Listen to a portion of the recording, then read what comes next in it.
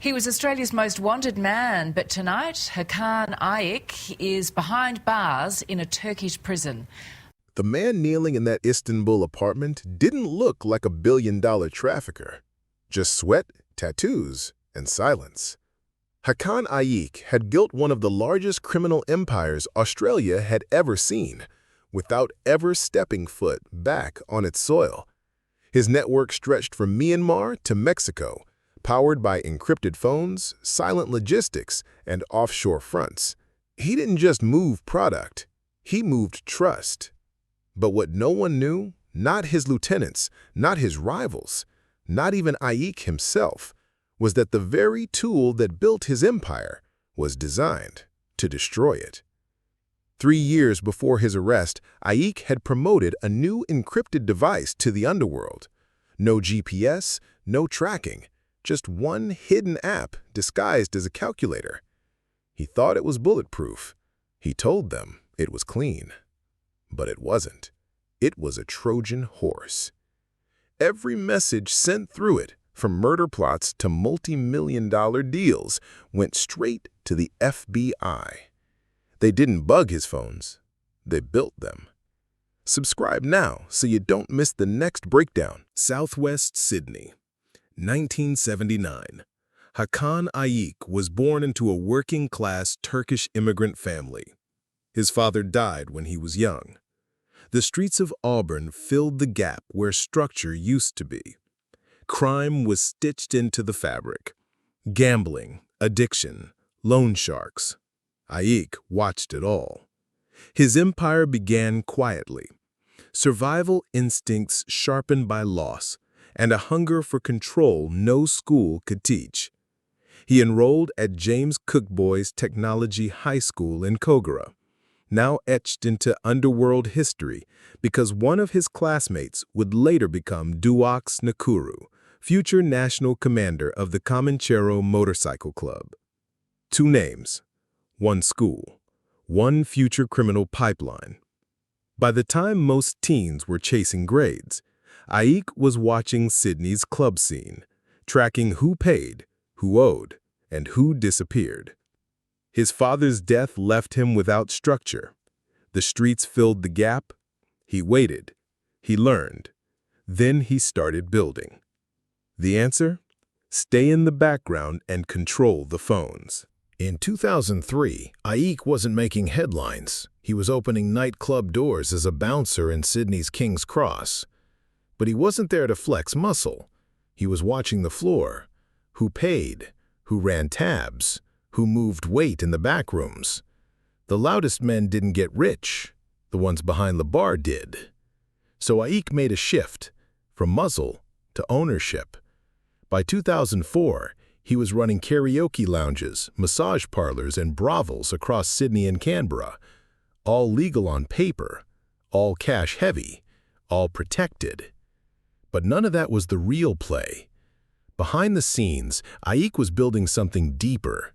Quiet deals, clean fronts, dirty money. He didn't want to sell ounces. He wanted to move tons. By 2005, the network was forming. Han Arif, operating out of India, managing lab setups and precursor chemicals. Mark Ho, connected to Chinese triads, plugged into Southeast Asia's meth pipelines. Duox Nakuru, the childhood classmate, now rising inside the Comanchero Motorcycle Club. Marco Coffin, encrypted comms specialist, later linked to Cypher and Phantom Secure. Boris Tuko and Aaron Dogan, logistics men on the ground in Istanbul. But Ayik wasn't just building a pipeline, he was insulating it. Between 2006 and 2008, Ayik allegedly had insiders placed inside Australia's border force, police admin systems, and even prisons. A customs officer at Port Botany, a police clerk with database access, guards who passed notes for jailed bikies. Border security was compromised. Customs officers were on his payroll. This wasn't gangland. There were no clubhouse shootouts or public beefs. This was quiet power. By 2009, Hakan Ayik wasn't just part of the criminal landscape in Australia. He was shaping it. If you're still watching, you're exactly who this channel is for. By late 2009, Ayik had stopped operating in Sydney altogether. The clubs, the brothels, the massage parlors, they didn't vanish. He just didn't need to be there anymore. His empire had evolved beyond location. By 2010, Ayik had quietly relocated to Istanbul, not just for the view, for protection. Turkey didn't extradite its own nationals. Ayik was already laying the groundwork to renounce his Australian citizenship.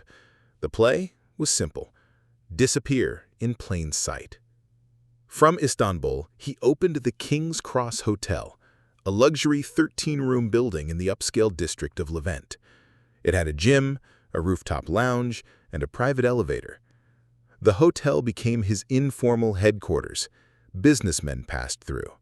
So did criminals. By 2012, the scale was staggering.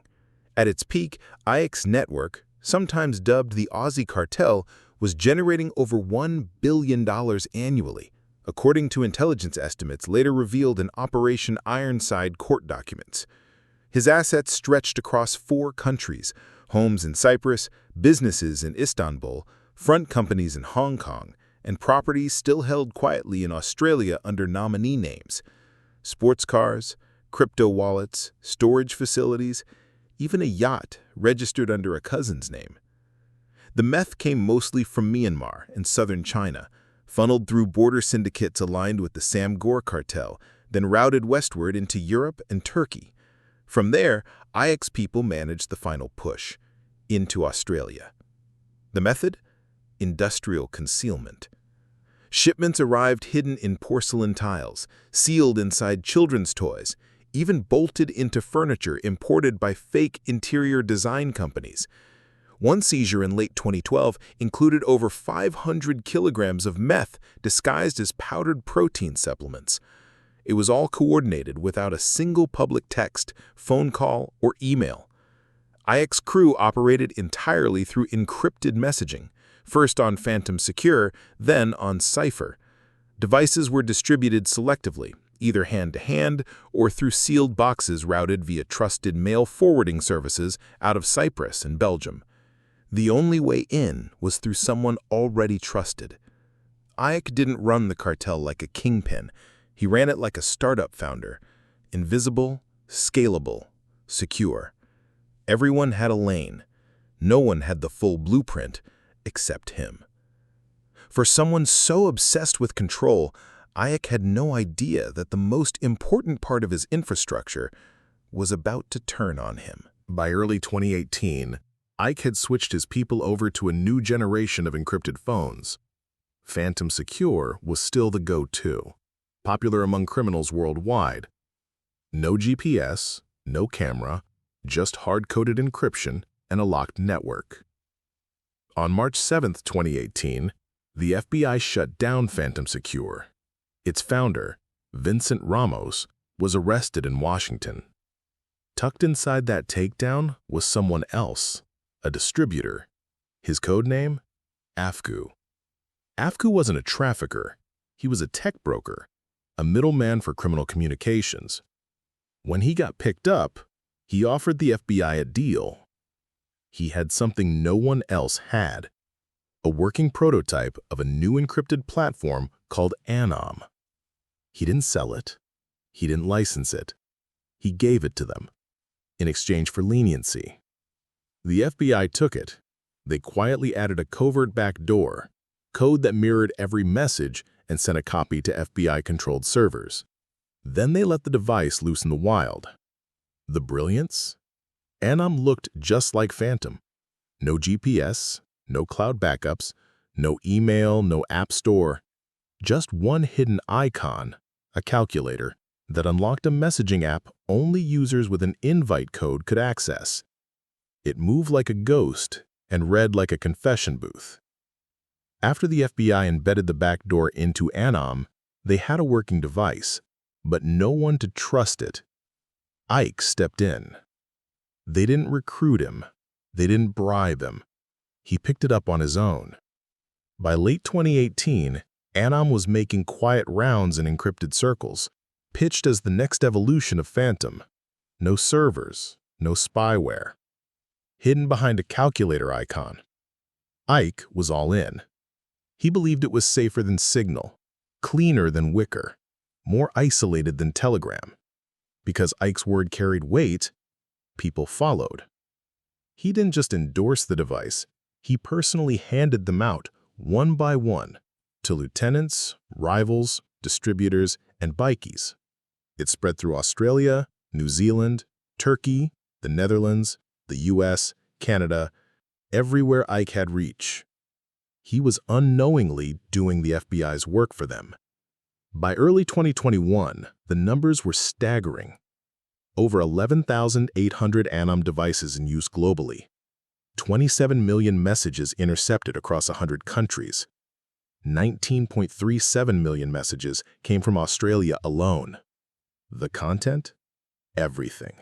Drug shipments, kidnapping plots, firearms orders, hit jobs, internal power struggles, gang rivalries, asset laundering, bragging rights, confessions, threats. All typed out as if no one was watching. At the center of it all was a man who thought he'd built a system no one could touch. Subscribe if you want to see how this ends. By early 2021, law enforcement had seen enough.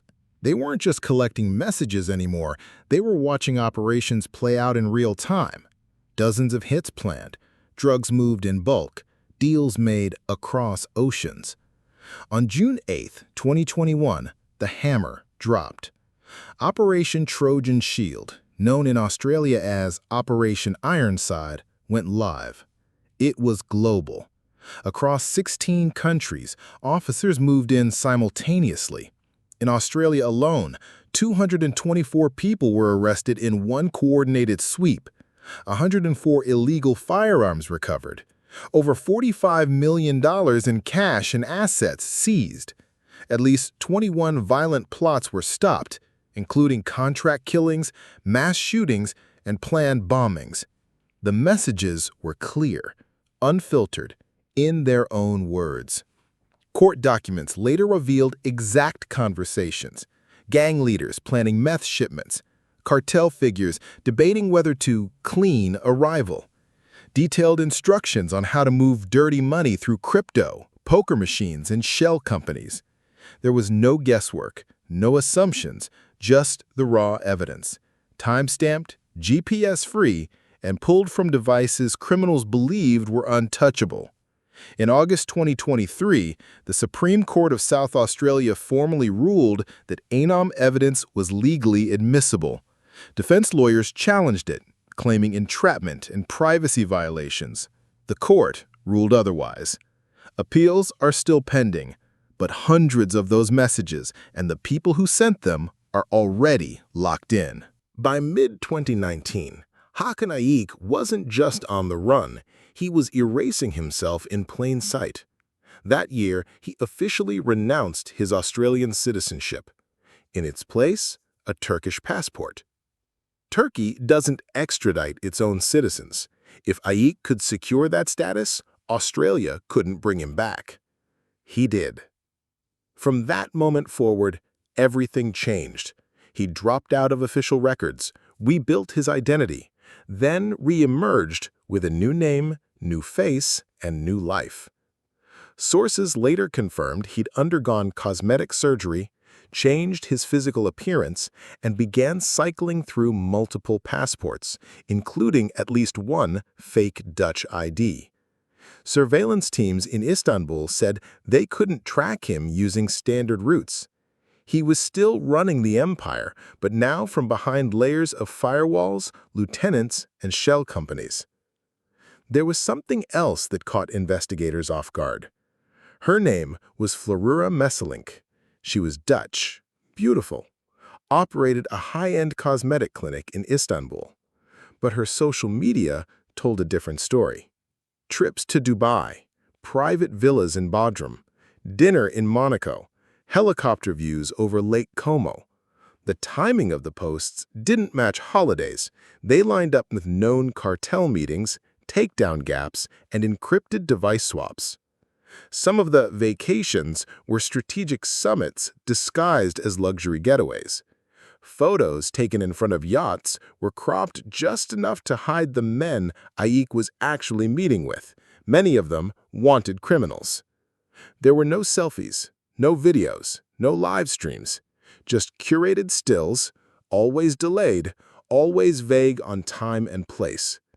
Investigators believed it was intentional, a smokescreen wrapped in lifestyle content.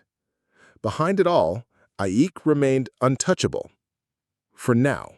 Even before the arrests began, investigators noticed something strange. Certain names, ones that had appeared often in intercepted ANØM messages, were never picked up. Others were charged with surprisingly light counts. One theory started quietly circulating inside legal circles.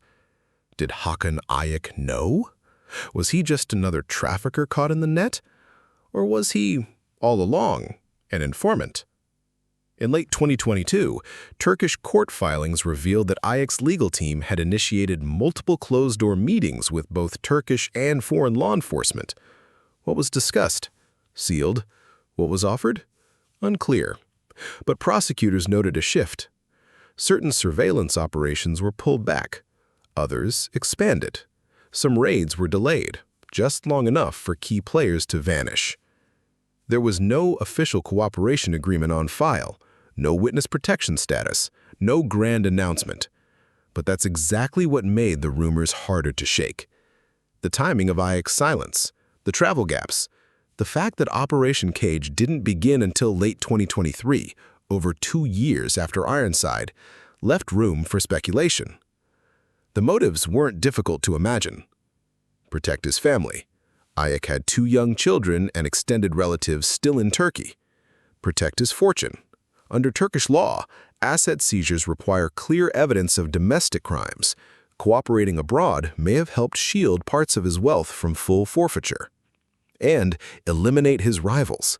If Ayik fed limited intel to police, enough to trigger raids, but not enough to trace it back, he could quietly remove competitors while appearing untouched himself. Was it calculated survival? Or was he simply outsmarted by the very system he trusted? To this day, there's no public proof, but ask anyone close to the case, and they'll tell you. Ayik disappeared far too neatly.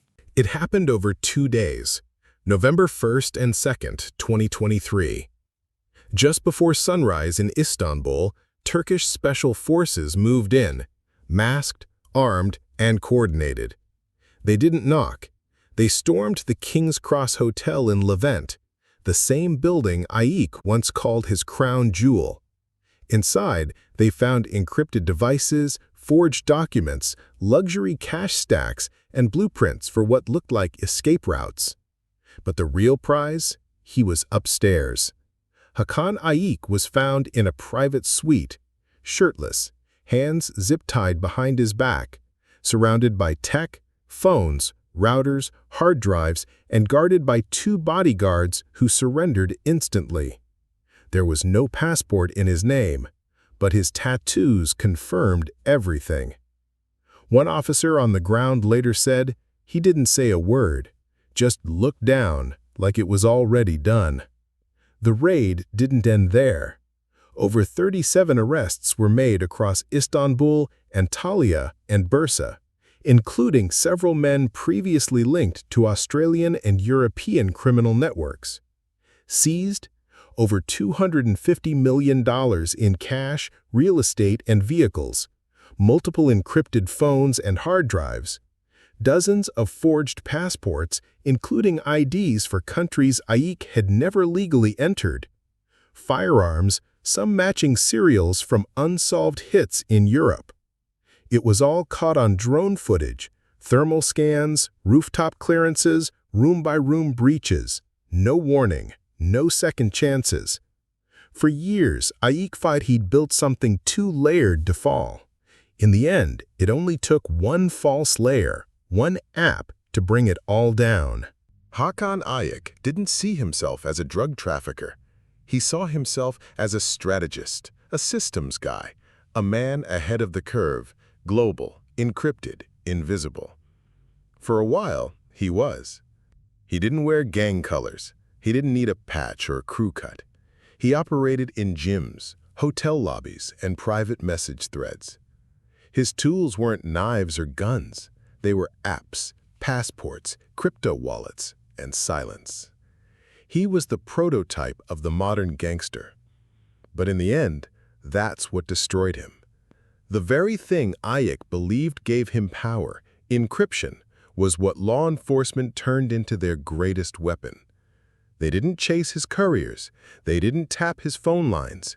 They sat quietly behind his screen and watched him hand-deliver a trap to the underworld. ANØM wasn't just a tech trick.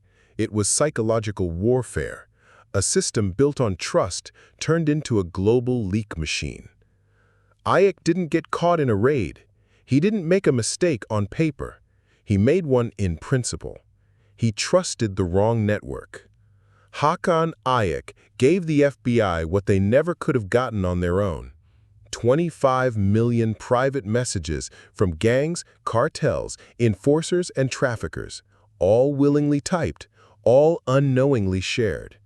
Not through force, not through surveillance planes, not through bugs or wiretaps, but through trust. He believed in a system that wasn't his. He handed out devices he didn't build.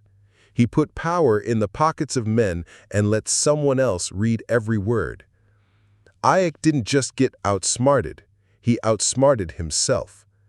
The man called the Facebook gangster became the FBI's most effective informant without ever meaning to. If you made it this far, subscribe for the next breakdown, because the stories that sound impossible usually start with someone thinking they're untouchable.